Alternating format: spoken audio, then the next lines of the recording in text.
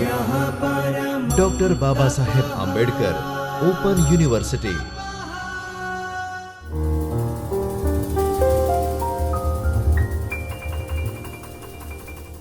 વિદ્યાર્થી મિત્રો નમસ્કાર. ડોક્ટર બાબા સાહેબ આંબેડકર ઓપન યુનિવર્સિટીના ચૈતન્ય સ્ટુડિયો પરથી હું છું ડોક્ટર રજની પરમાર. મિત્રો, આપણે પેપર ભણી રહ્યા છે જેનું શીર્ષક છે ગુજરાતી ભાષા પરિચય અને અભ્યાસ MGT 102.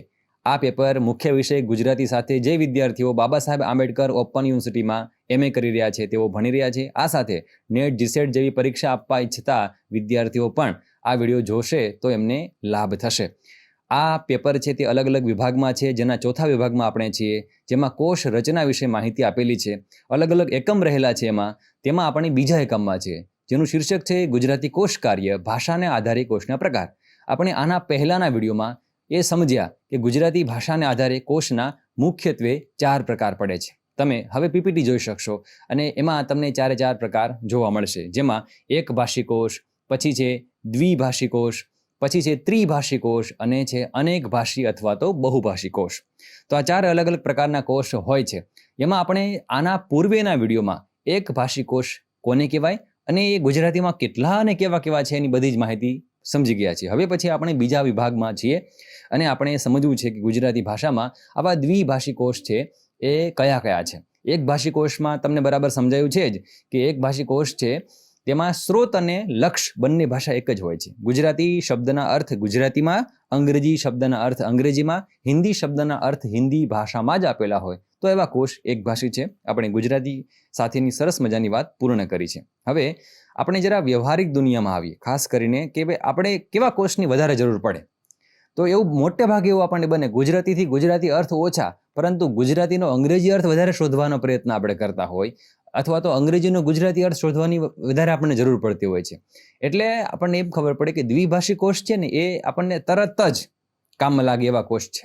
એટલે મોટે ભાગે આપણને એ કોષ વધારે ગમે છે કે આપણી પાસે એવી એપ્લિકેશન પણ હશે, શબ્દ ગુજરાતી નાખો તેનો અંગ્રેજી મળે, શબ્દ અંગ્રેજી નાખો તેનું ગુજરાતી મળે. તો એક પ્રકારે આ દ્વિભાષી કોષ જ છે. હા, એ બરાબર સમજશો. તો આમાં શું છે, હંમેશા આ દ્વિભાષી કોષમાં તો કોઈ પણ 2 ભાષા છે, જેમાં એક સ્ત્રોત ભાષા છે અને બીજી ભાષા એક છે એને લક્ષ્ય ભાષા કહીશું આપણે. 2 અલગ અલગ ભાષાઓ છે, એનો અહીં સંગમ થાય છે. હા, આ કોષની રચના તમારે સમજવાની છે. અહીં પણ તમને એવા શબ્દો મળશે જેનું વ્યાકરણ અને એનો અર્થ પણ મળશે, પણ આમાં એક વસ્તુ નહીં હોય. અને શું નહીં હોય ખાસ કરીને તો રૂઢિપ્રયોગો અને કહેવતો અને એ બધું એક ભાષી કોષની જેમ વિશેષ નહીં હોય અને અપેક્ષા ઓછી હોય છે. ક્યાંક કે કોઈક મૂકે તો એ વાત અલગ છે, સામાન્ય રીતે જોવા મળતા નથી. દ્વિભાષી કોષની સૌથી રસપ્રદ વાત કઈ તો કે એનું ઉચ્ચારણ. જો ગુજરાતી કે હિન્દી કોષ હોય તો કદાચ વાંધો ઓછો આવે, પણ અંગ્રેજી કોષ હોય તેમાં ઉચ્ચારણ જરૂરી છે. એટલે ઘણી એપ્લિકેશનમાં તમને ઉચ્ચારણ પણ કરીને દેખાડશે કે આ શબ્દ છે, સંભળાવશે ઉચ્ચારણ કરીને કે આ શબ્દ છે એ આમ બોલાય.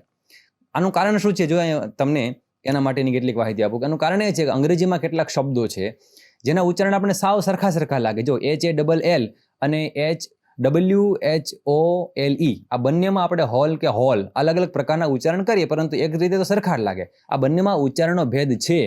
પછી જો એક સ્નેક અને સ્નેક આ બંને ઉચ્ચારણ અલગ છે, તો એમાં આપણને ક્યારેક તકલીફ પડશે.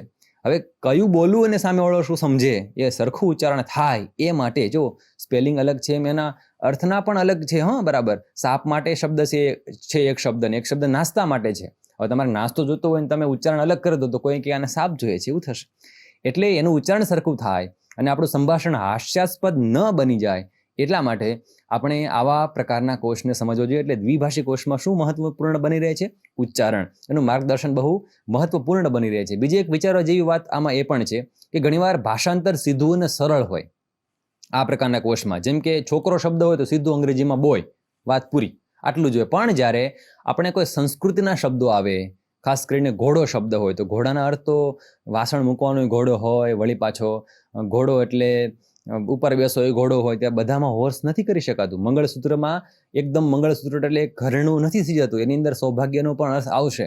આ બધી વાત થાય ત્યારે અંગ્રેજીમાં આના માટે સીધો કોઈ સચોટ શબ્દ ન પણ મળે.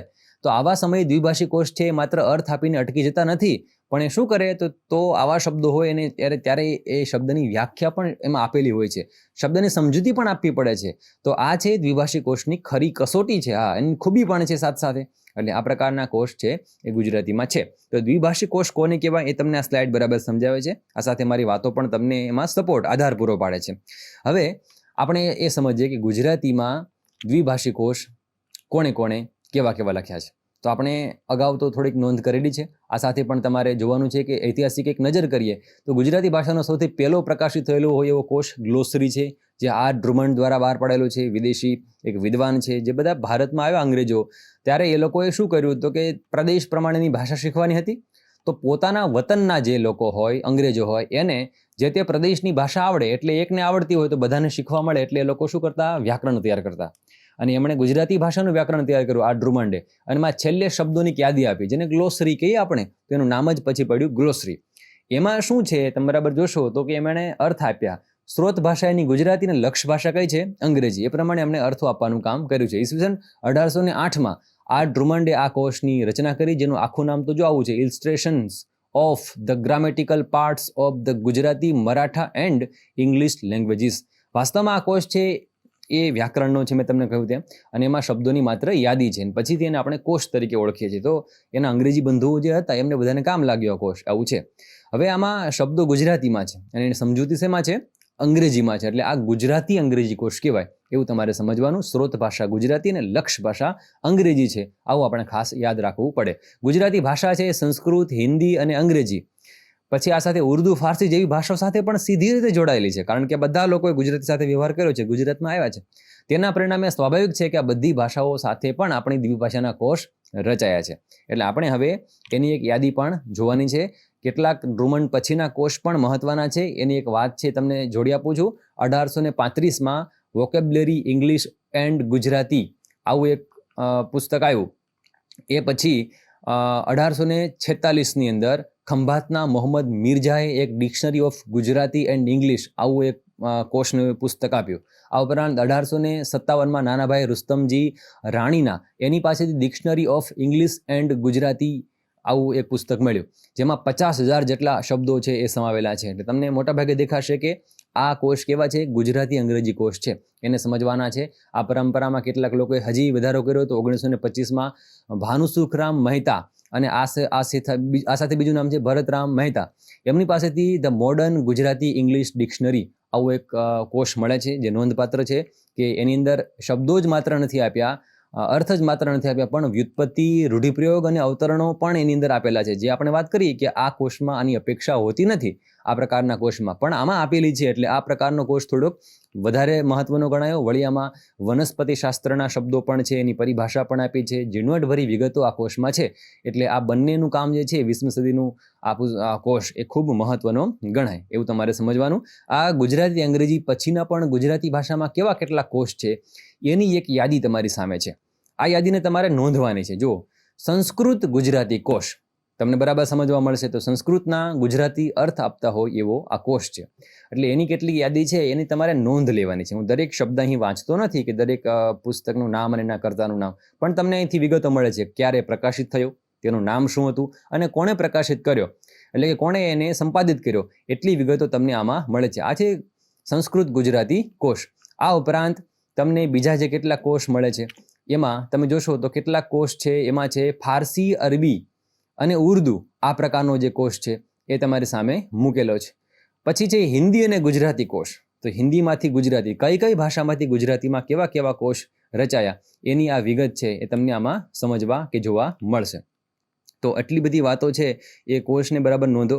પછી કેટલીક અલ્પ પ્રયોજિત ભાષાઓ છે જેમાં બંગાળી, પોર્ટુગીઝ, અર્ધમાગધી અને મરાઠી, એ માટે પણ કેટલીક કોષ રચનાઓ ગુજરાતીમાં થઈ છે. તો દ્વિભાષી કોષ આપણે બરાબર સમજી રહ્યા છીએ. એને તમે જોઈ રહ્યા છો કે આટલા બધા પ્રકારના દ્વિભાષી કોષ ગુજરાતીમાં રહેલા છે. આ ઉપરાંત કેટલાક અંગ્રેજી ગુજરાતી કોષ છે એને પણ તમારે ધ્યાનમાં લેવા કે આ પ્રકારના બીજા પણ કેટલાક કોષ છે. તો અંગ્રેજી તથા ગુજરાતી વાકાબુલરી કેવો શબ્દ છે, અહીં કોઈ લેખનની દોષ નથી. અહીં તમારી સામે જે રહેલા છે એ નામ બધા એવા છે કે તે સમયે એ લોકોએ જેવા અર્થો કે નામ આપવા હતા એ પ્રકારે નામ આપેલા છે. એટલે એને તમારે વ્યવસ્થિતપણે સમજવાનો પ્રયત્ન કરવો. તો એની એક યાદી છે અંગ્રેજી અને ગુજરાતી કોષની આખી યાદી છે. સ્ક્રીનશોટ પણ તમે લઈ શકો, એની એક નોંધ પણ તમારે કરવી. આ ઉપરાંત ગુજરાતી અને અંગ્રેજી કેટલા કોષ છે, બરાબર. જોજો, અંગ્રેજી ગુજરાતી અને ગુજરાતી અંગ્રેજી બંનેમાં લક્ષ ભાષા સૌથી પહેલા, સ્ત્રોત ભાષા એ પહેલા છે, અને લક્ષ ભાષા એનું નામ પછી છે. એટલે ગુજરાતી અંગ્રેજીનો અર્થ એવો થાય કે મૂળ શબ્દ ગુજરાતી, એનો અર્થ અંગ્રેજી. એટલે આના પહેલાની જે સ્લાઇડ હતી એમાં અંગ્રેજી ગુજરાતી કોષ છે, એને એક યાદી છે. હવે તમારી સામે જે સ્લાઇડ છે એમાં ગુજરાતી અંગ્રેજી કોષ છે, એને તમારે સમજવાનું અને એની કેટલીક યાદી છે એ જોશો. આ ઉપરાંત ગુજરાતી અંગ્રેજી કોષ આવું તમારી સામે લખેલું છે.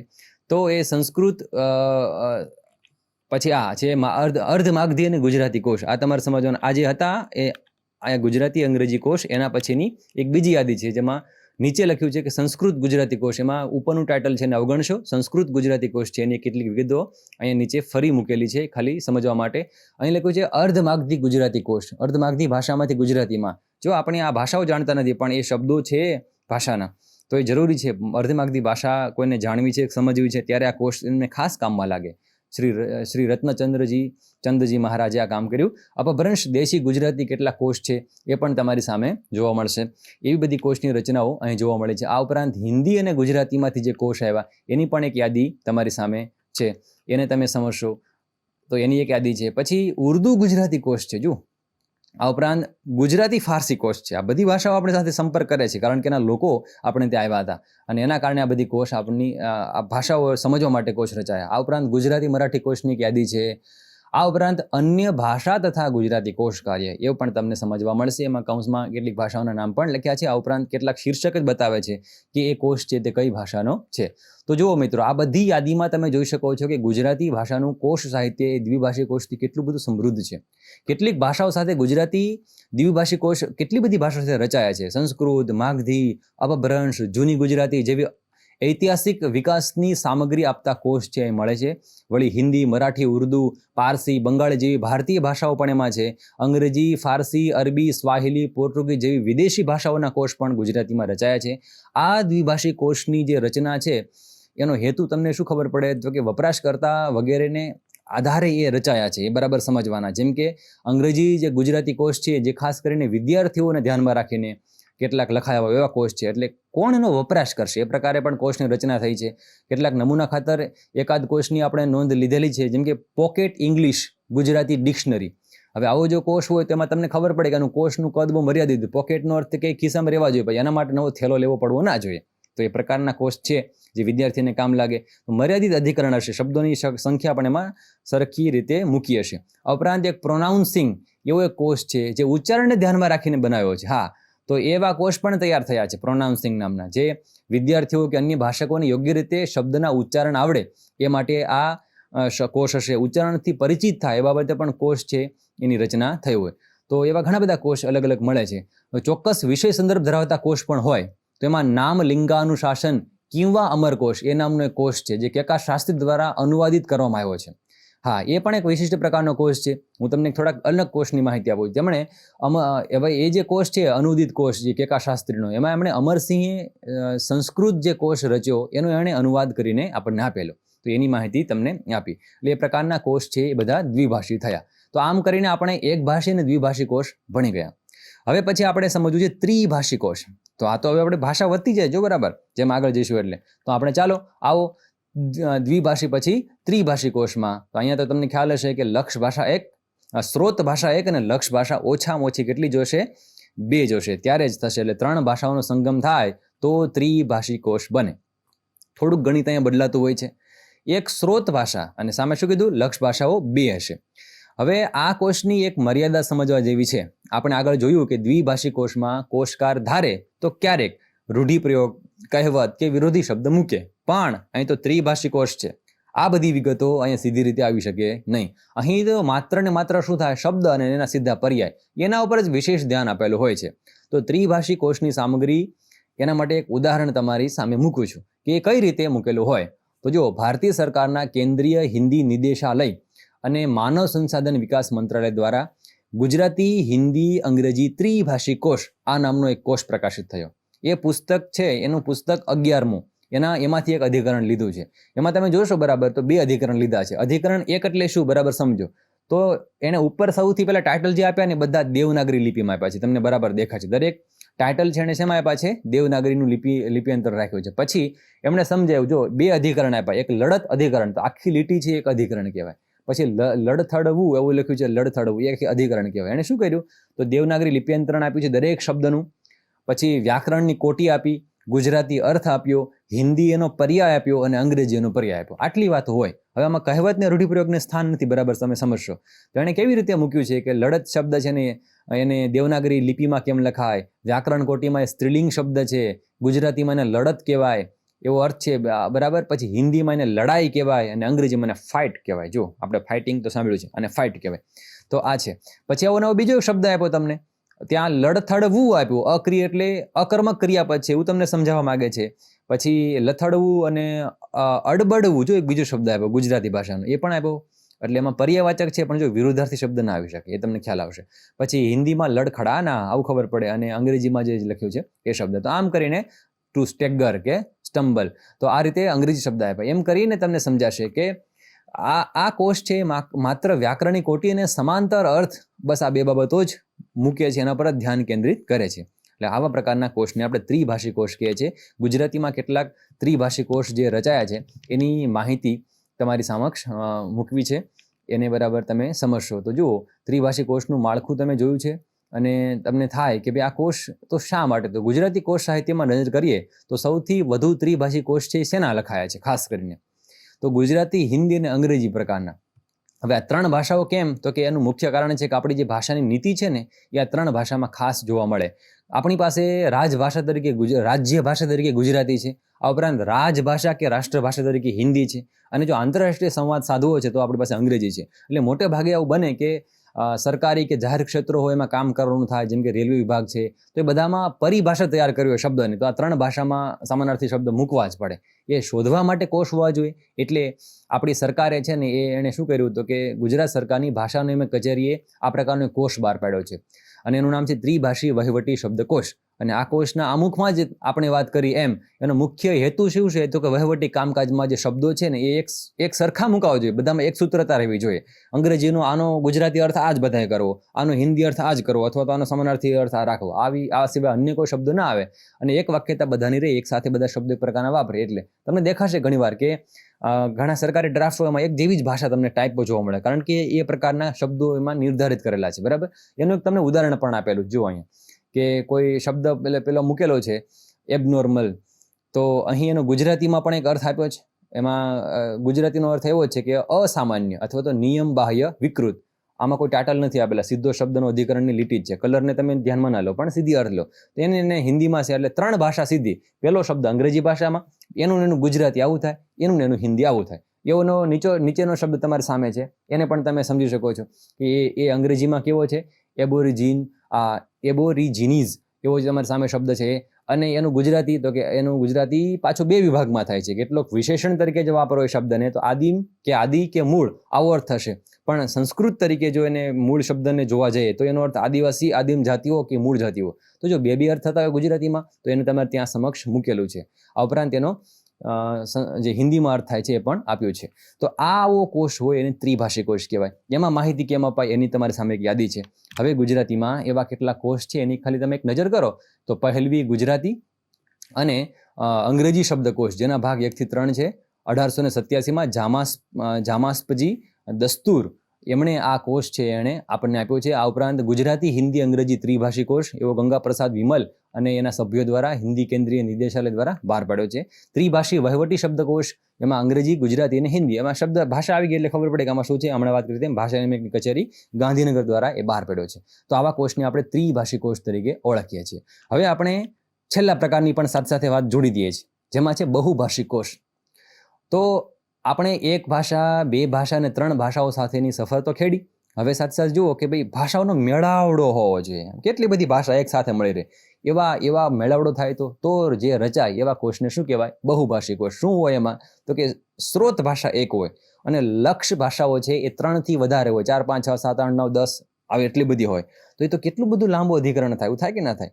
થાય, પણ એમાં મહત્વની પૂર્ણ કેટલી બધી માહિતી આવે. સમજો કે આપણે એવું સમજીએ કે બંધારણ માન્ય આપણે જે ભાષાઓ છે ભારતની, એ બધી ભાષામાં સૂરજ માટે કયા શબ્દ છે? તો એક પેલા સ્ત્રોત ભાષા નક્કી કરવાની, મને આવડતી હોય મારી સ્ત્રોત ભાષા, એ પહેલા મૂકી દેવાની. પછી એને બંધારણ માન્ય આપણી ભાષામાં લીટી કરે જ જવાની કે આના માટે આ, આના માટે આના માટે આ. એવો બીજો શબ્દ પસંદ કરો, ત્રીજો પસંદ કરો, આવું કોઈ તો ક્રાઇટેરિયા નક્કી કરવો પડે. તો એવા ભાષા, એ આપણો કોષ છે એ બહુભાષી કોષ થઈ જવાનો. તો એમાં 3થી વધારે લક્ષ્ય ભાષા હોય એવા કોષને બહુભાષી કોષ કહેવાય. આવું યાદ રાખવાનું. વ્યાખ્યા બરાબર બધાની સેટ કરવાની. તો ફરીવાર બરાબર સમજશો. જે કોષની સ્ત્રોત અને લક્ષ્ય ભાષા એક જ હોય એને એકભાષી કોષ કહેવાય. જે કોષની સ્ત્રોત ભાષા એક અને લક્ષ્ય ભાષા બીજી હોય, 2 હોય, તો એવા કોષને દ્વિભાષી કહેવાય.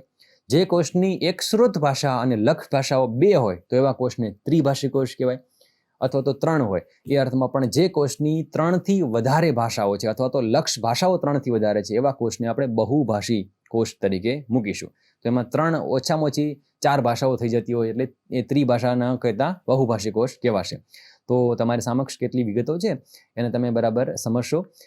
વિદ્યાર્થી માટે એકભાષી જે કોષ હોય એ દ્વિભાષી કોષ હોય એ જેટલું ઉપયોગી બને એટલો જ આ બહુભાષી કોષ છે આપણને રોજિંદા જીવનમાં કામ લાગતો નથી.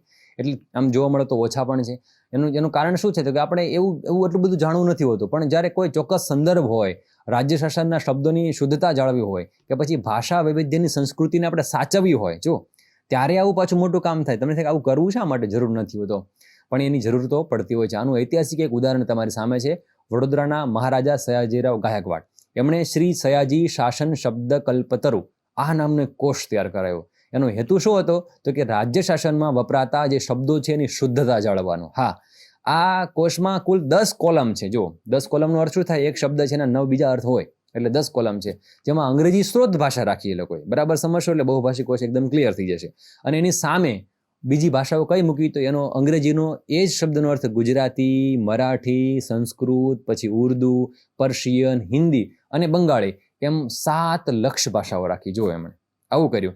અને મહારાજાની દીર્ઘ દૃષ્ટિ કેવી સરસ! તેમણે માત્ર અર્થ આપીને સંતોષ ન માન્યો, પણ એમણે એ ફાયદા અને વહીવટમાં એકરૂપતા રહે. ખાસ કરીને ફાયદા શું, પણ મારે કેવું છે કાયદા અને વહીવટમાં એકરૂપતા રહે એ માટે એમણે હાલમાં વપરાતા જે શબ્દો હતા અને એમાં કેટલાક સૂચવેલા શબ્દો હતા એમ બંને પ્રકારની 2 વધારાની 10 કોલમ કેમ થઈ? 7 શબ્દો, 7 સ્ત્રોત ભાષા અને 1 લક્ષ્ય, તો 8 થવી જોઈએ. બીજી શું કહી? કેટલાક હાલમાં વપરાતા શબ્દો અને કેટલાક સૂચવેલા શબ્દો કે આવા પણ વાપરી શકાય એમ 2 વધારાની કોલમ પણ એમને મુકાવી. અને એમ કરીને કોષને એકદમ રસપ્રદ બનાવ્યો. એટલે આ કોષ તમારા માટે સૌથી મહત્વપૂર્ણ છે. શ્રી સયાજી શાસન કલ્પતરુ આ નામનો કોષ છે તે. હજી એક બીજું ઉદાહરણ આપું તો એમાં છે ભારતીય ભાષા કોષ. આ એક મહત્વનો છે. કેન્દ્રીય હિન્દી નિદેશાલય દ્વારા આ જે કોષ છે બહાર પાડવામાં આવ્યો છે, જેમાં 2 ખંડ છે. તો એ ખંડમાં શું છે? વર્ણક્રમ પ્રમાણે શબ્દો છે, એટલે કક્કાવારી પ્રમાણે. તો એને બીજા ખંડમાં અનાજ, આયુર્વિજ્ઞાન, સમય, પશુ પક્ષી વગેરે જેવા 55 અલગ અલગ વર્ગ પાડીને એમાં પાછા એના ક્રમમાં શબ્દો આપ્યા છે. આ કોષની ખાસિયત એ છે કે એમાં બને ત્યાં સુધી બધા જ શબ્દો અને પર્યાયો માટે દેવનાગરી લિપિ વાપરવામાં આવી છે. એટલે બધાને છે ને, કેમ કે મને ગુજરાતી ભાષા આવડે તો એના ગુજરાતી ફોન્ટ, એની લિપિ છે અલગ હોય, એમ પાછું મરાઠીની લિપિ અલગ હોય, તો ઉર્દુની લિપિ અલગ હોય, ત્યારે તકલીફ પડે પાછું. એના કરતાં લિપિ ઉકેલતા આવડે. એટલે જેમ કે મારે ગુજરાતી છે એને સંસ્કૃત લિપિમાં એટલે કે દેવનાગરી લિપિમાં હું લખી શકું, સંસ્કૃત ભાષા લખાય એમાં, તો એ રીતે એને લિપિ એક જ સરખી રાખી. એટલે હવે પછી શું કર્યું તો કે એને હિન્દીનો સ્ત્રોત ભાષા તરીકે ઉપયોગ કર્યો અને હિન્દી શબ્દ અને તેના વ્યાકરણ આપી દેવાનો અને એને પછી આખી યાદી શરૂ થાય અને એ સાંભળીને તો આપણે સાવ દંગ રહી જઈએ. એમાં શું કર્યું તો કે એમણે જો સંસ્કૃત, પંજાબી, ઉર્દુ, કાશ્મીરી, હમણાં જે વાત કરી ને ભારતીય ભાષાઓની હોય તો જો આ પ્રકારનો કોષ રચાય. કાશ્મીરી, સિંધી, પછી મરાઠી, ગુજરાતી, કોંકણી, નેપાળી, બંગાળી, આસામી, મણિપુરી, પછી ઉડિયા, તેલુગુ, તમિલ, મલયાલમ, કન્નડ, ડોંગરી, સંતાલી, પછી મૈથિલી અને બોડો, આવી કુલ કેટલી તો 21 જેટલી ભાષા છે એના પર્યાયો મૂક્યા. 21 જેટલી કહું છું પણ 21 ભાષાઓ છે એ નોંધવામાં આવ્યા છે. તો તમે બરાબર સમજો કે કેટલી સરસ મજાની વાત છે. એટલે બંધારણ માન્ય ભાષાઓ મોટે ભાગે આવી ગઈ, એવું આપણે જે વાત કરી થયું ને બરાબર. તો આમ એક ભાષીથી લઈ અને બહુભાષી જે કોષ છે એની તમને એક યાત્રાની સફર કરાવી મેં. એ ગૌરવ સાથે આપણે કહી શકીએ કે આપણી ગુજરાતી ભાષા છે ને એ કેટલી સમૃદ્ધ છે. આપણી પાસે બધા જ પ્રકારના કોષ છે. એટલે ગુજરાતીમાં પણ બધા જ પ્રકારના કોષ આપણને મળે. એકભાષી મળે, દ્વિભાષી મળે, ત્રિભાષી મળે અને બધા જ પ્રકારના ભાષીવાળા કોષ મળે. તો આ સાથે આપણું જે બીજો એકમ છે એ પૂર્ણ થાય છે. તમને આટલી બધી માહિતી મળે છે એમાં તમને ખબર પડી ગુજરાતીમાં કેવા કેવા પ્રકારના કોષ છે. એટલું બરાબર ભણ્યા પછી તમારે કેટલાક આવા પ્રશ્નો તૈયાર કરવાના. એટલે આખા તો 3 જે ભાષાના મુખ્ય કોષ છે એનો પરિચય આપતા તમને વિસ્તૃત પ્રશ્નો પરીક્ષામાં પૂછી શકે, જે 10 થી 14 માર્કમાં પૂછાઈ શકે. આ ઉપરાંત કેટલીક ટૂંક નોંધ છે, જેમાં ભાષાના આધારે કોષના કેવા પ્રકાર તો ખાલી સમજાવવાના હોય છે, બધાને એમાં વિષય લખવાનું ઓછું હોય છે. પછી ગુજરાતી બહુભાષી કોષ કેવા, ગુજરાતી સાહસ જોડણી કોષ વિશે માહિતી આપો, નર્મ કોષની માહિતી આપો, ભગવદ્ ગમંડલની માહિતી આપો, આવા કેટલાક ટૂંક નોંધના પ્રશ્નો તમને પૂછાઈ શકે. તો મિત્રો, આપણે આટલી વાતો કરતાં કરતાં આ વિડીયોના અંત સુધીમાં આવી ગયા છે. હવે પછી આપણે જ્યારે પાછા મળીશું ત્યારે વાત કરવાના છીએ બ્લોક 4ના એકમ 3ની. અને ત્યાં સુધી તમે આટલી જે માહિતી આપણે મૂકી છે એનો વ્યવસ્થિત રીતે અભ્યાસ કરશો. અને ફરી જ્યારે મળીએ ત્યારે આના પછીના યુનિટની જે મહત્વપૂર્ણ વાતો હશે એની આપણે નોંધ લઈશું. ક્રમશઃ બધા વિડીયો જોયા હશે, આપે માહિતીને નોંધશો. ફરીને જ્યારે જોવાનું મન થાય ત્યારે પણ આ વિડીયોને જોશો. મને હવે રજા આપશો, આપણે ફરી મળીએ. જય હિન્દ, આભાર.